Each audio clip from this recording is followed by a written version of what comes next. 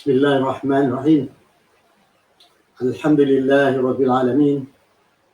Wassalatu wassalamu ala asyrafil anbiya'i wal mursalin wa ala alihi wa sahbihi ajma'in. Assalamualaikum warahmatullahi wabarakatuh. Ini saya akan cakap lebih kurang 25-30 minit. Iaitu sambungan langkah kelima. Kita ada cakap semalam 5 langkah. Ini merupakan 5 langkah sambungan. Kalau semalam saya ceritakan background, ada mana sesuatu perubahan yang sedang berlaku sekarang ni yang menyebabkan kita semua kena mengikut satu usaha yang terkini, mengikut SOP yang diguna pakai. Dengan demikian hari ini kita nak tengok apa yang kita boleh lakukan supaya kita boleh membantu ramai kepada sahabat-sahabat kita mencari jalan untuk meningkatkan usaha mereka, sama ada membesarkan lagi perniagaan atau memperkukuhkan ataupun just to maintain survival kita punya bisnes. Tapi tekanan yang saya nak beri sekarang ni, macam mana kita nak meningkatkan daripada penceritaan yang disampaikan semalam. So hari ini saya start pukul 4.10, saya akan berhenti dalam 4.30 minit begitulah sebelum kita masuk asar. Lebih kurang 20 minit penyampaian saya ni, lebih ringkas yang boleh. Kalau semalam saya ceritakan bagaimana kita terdapat 5A ataupun 5A, iaitu perubahan daripada pendekatan marketing dan sebagainya, yang mana menggunakan teknik-teknik macam mana penceritaan, penyampaian, advertisement dan sebagainya. Dia meletakkan kita terima 5 langkah. Langkah pertama, how to create awareness. Jadi orang melihat sesuatu, wujudnya satu produk yang kita lakukan atau kita telah memasarkan. Yang kedua, bagaimana pula kita nak beri tarikan kepada barang yang kita keluarkan tadi. Ini penyampaian yang saya cerita ni is what happening now. In fact, benda ni guna pakai sebelum berlakunya COVID-19 dan sekarang ni dah berkembang lagi oleh sebab menggunakan platform-platform di komputer. Sama ada kita pakai apa saja platform, tapi sinilah zaman digital ni dia sangat-sangat memerlukan sebab kita sekarang ni tak sebebas dahulu, kita ada SOP yang perlu kita ikuti. Langkah yang ketiga, selepas kita buat satu appeal, memberi daya minat seseorang untuk membeli produk kita, menyebabkan orang tu ingin mengetahui dan ingin bertanya banyak. Jadi maka berlakulah orang kata perbincangan, kadang-kadang tanya about the product, what else. Di samping tu dia pihak pengeluar, usahawan akan meningkat lagi produk terdapat sebagai satu bahan untuk dia tingkatkan lagi penjualan. Last kali bagaimana usahawan itu menceritakan sesuatu menyebab orang akan membeli produknya. I mean dia pun buat decision. Selepas buat keputusan maka dia dapat puasan penggunaan produk itu, maka dia akan wujudkan satu bentuk advocate. Dia orang yang betul adakan royalty, loyal. Dia loyal kepada kita. Ini menyebabkan yang berlakunya cara teknik-teknik dan sebagainya. Apa yang saya timbulkan semalam sebagai usahawan, kita ada kadang-kadang decision has to be made. Decision yang kita kena buat, misalnya saya bagi contoh, sama ada kita nak tingkatkan sale ataupun sama ada kita nak discountkan produk ataupun sama ada we sell what product we have now, because the idea is sama ada kita nak maintain survival or to make more money at this time. Jadi itulah kata etik yang perlu ada pada kita sebagai usahawan.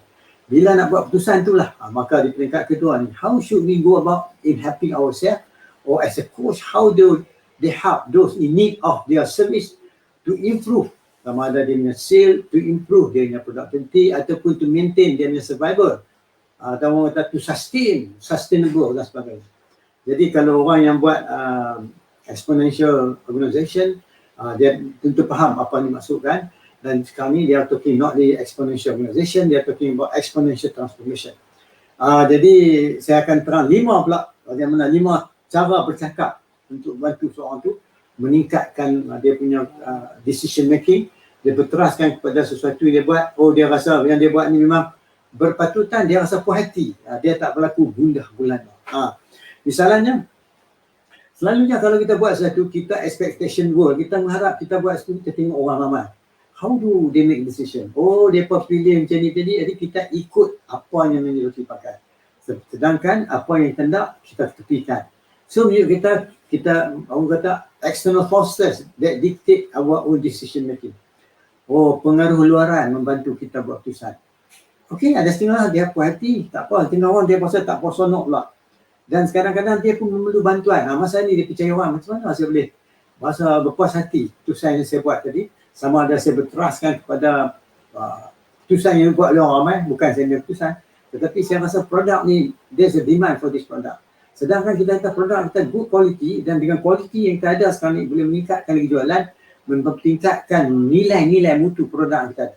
Yang tu menyebabkan usahawan tu sendiri terasa saya memerlukan bantuan. Maka di sini dia jumpa coach ataupun peringkat ni, kalau dia jumpa mentor dan sebagainya, dia memerlukan hand holding. Hand holding di sini bukan kata dia tak reti, dia tahu. Tapi membantu dia, orang kata meyakinkan diri. Sebab tu dia peringkat ni dia kata nak affirm balik apa yang dia buat decision. Keputusan yang dia buat tadi, dia rasa memang berketetapan dengan apa dia buat. Dia berpuas hati dan terima dengan seadanya.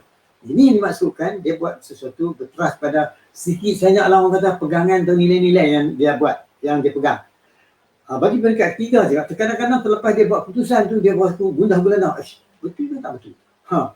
Setengah tu, dia tak jadi. Yang dia nak buat tadi tu ikut dia, kata harga should be certain amount, dia tengok orang ramai ada, dia ikut orang ramai. So dia fix on what is being demanded or what is requested by others, bukan atas kemauan dia. Maka di sini dia telah langkah balik, bukan atas pegangan yang dipegang tadi. Bahkan orang kata dia dari segi perkembangan diri dia tak move forward. Dia duduk masih fikir betul tak betul yang dia buat decision ni, macam kita buat lah.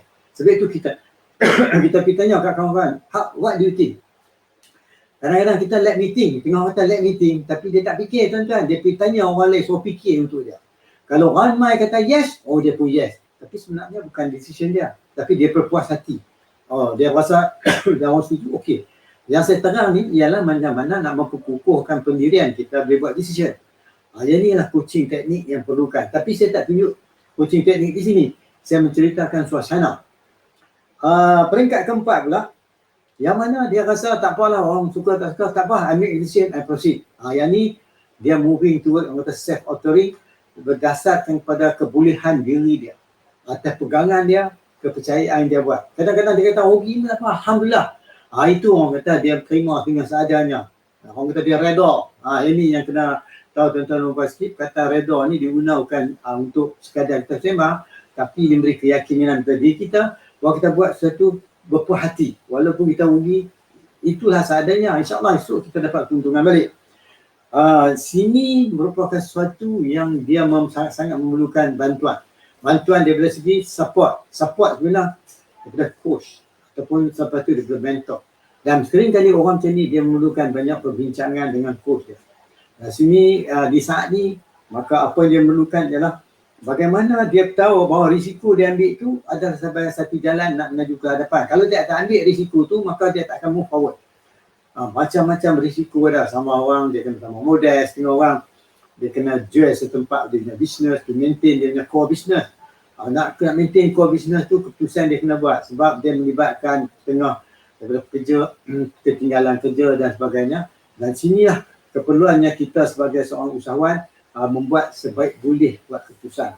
Bila nak coach, kita nak coach orang ni tuan-tuan dan puan, inilah yang kita buat sekarang ni dalam coaching. Bukan sangat kita nak ajak dia buat decision. No, dia buat pilihan berteraskan kepada kemampuan, pilihan dan pengalaman dia lalui. Dan kadang-kadang pengalaman dia lalui cukup matang, cukup kuat, tetapi dia tak diguna pengalaman tu sebab internally kita not that strong. Jadi yang saya nak cuba sekarang ni sebagai coach, macam mana dia membantu seseorang tu mempertingkatkan usaha yang dia buat, dia strongkan lagi diri dia, jadi decision dia buat, dia berasa berpuas hati. Maka di sinilah letaknya yang kata the level of keusahanan. Keusahanan ni dia melibatkan sesuatu yang kita rasa usaha yang kita buat walaupun kita akan mendapati agak sukar dan sebagainya, tetapi itu adalah usaha untuk menjayakan sesuatu yang kita inginkan. Sebab tu dari situ mudah kalau orang tu dia buat decision sesuatu. One dia buat decision, dia usaha, fokus on that decision. Katalah dia punya vision is apa saja dia buat, vision in focus. Dia masih lagi berpegang pada value-value vision yang dia buat setahun, 2 tahun yang lalu ataupun 5 tahun yang lalu. Maka di sini yang perlu yang kita realign balik kita punya mindset. Maka realign mindset tu sama ada kita nak meningkatkan mindset kita berpegang kepada nilai yang kita mau nak buat, ataupun kita berpatah balik mengikut regression apa yang kita pernah buat lalui, tetapi in the recent we are not moving forward. Tetapi dia orang kata macam makeup, nampak macam gerak tapi kita tak pergi. Dan kadang-kadang juga setengah orang dia remain as it is. Jadi dengan arti kata sebagai usahawan dia memerlukan buat sesuatu bertrust pada keyakinan diri dengan anggapan bahawa dia mesti fokus. Nak fokus itulah memerlukan kekuatan diri. Sebab kadang-kadang environment menyebabkan kita ubah kita nak fokus. Jadi tuan-tuan dan puan, ini kita ringkas bagaimana kita nak cakap.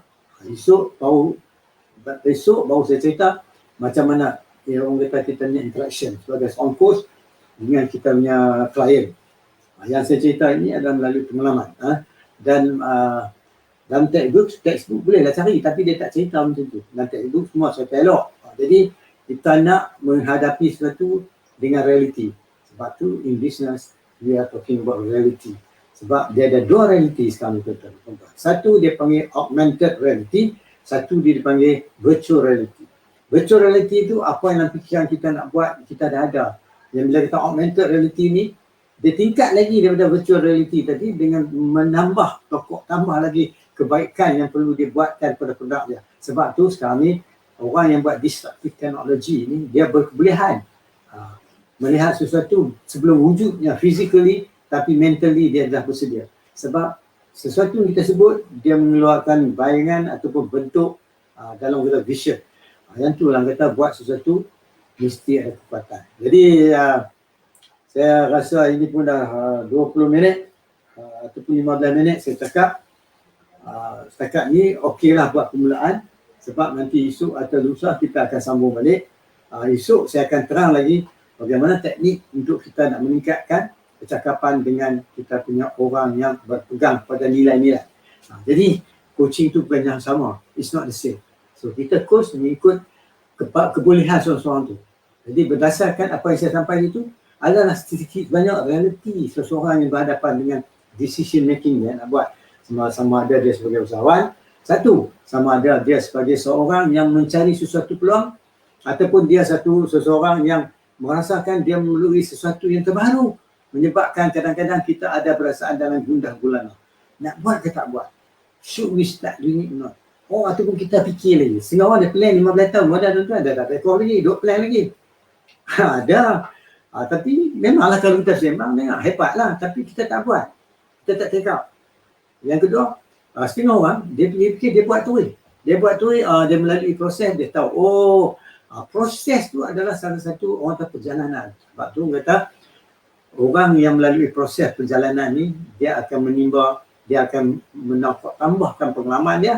Yang mana pengalaman tu kadang-kadang tak pernah dia lalui, kadang-kadang baru dia lalui, kadang-kadang dia tak mimpi bahawa benda dia lalui itu sebagai sesuatu yang berguna. Sebab tu orang kata, kita buat bisnes ni, business dengan life is almost the same, but the only difference between business and life ialah content, benda yang kita cakap, tapi structure kita tetap diri kita. We ourselves, sama ada in business atau in life, it is us, kita yang jaga diri kita. Maka di sinilah kekuatan minda perlu ada pada seseorang, sama ada dia usahawan atau menjadi seorang urus perniagaan atau seorang menjadi pekerja. Kita tak ada beza tuan-tuan dan puan, menjadi usahawan dengan orang biasa. Semua yang beza kita konten, iaitu pemikiran. Konten tetap beza, tapi kita tetap sama. Sebab itu orang dia fikiran dia fix, tapi dia nak buat bisnes, sedangkan konten untuk bisnes dia tak ada. Tak boleh, kena ada. Maka inilah menurut kita sedikit sebanyak keterangan saya bagi kepada tuan-tuan perempuan. Buat permulaan dan sambungan, besok lagi rancak, makin lama makin detail. Maka yang mana ikuti perkembangan saya ni, dia akan memahami apa yang saya cuba sampaikan. 5 langkah bahagian kedua. Jadi daripada kalau nak tengok, tuan-tuan tengok dulu yang semalamnya dah saya post, dan hari ininya melihat balik dari sudut mana penyampaian saya sekarang. Okey tuan-tuan dan puan, kalau apa soalan tanya, saya tahu memang quite difficult juga kalau siapa yang tak melalui benda ni semua, tapi saya berikan satu food for thought